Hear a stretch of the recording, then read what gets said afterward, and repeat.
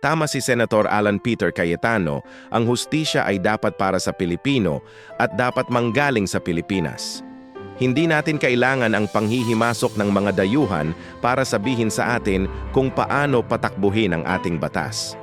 Ang laban ni Senator Bato de la Rosa sa ICC ay hindi lang para sa kanya. Laban ito ng bawat Pilipinong naniniwala sa ating soberanya at sa kakayahan ng sarili nating sistema ng hustisya.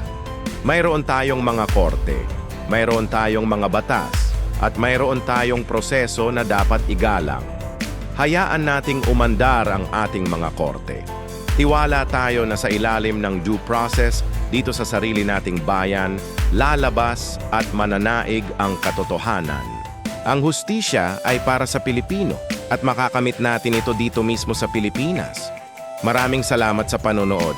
Huwag kalimutang mag-subscribe para sa iba pang mahahalagang usapin.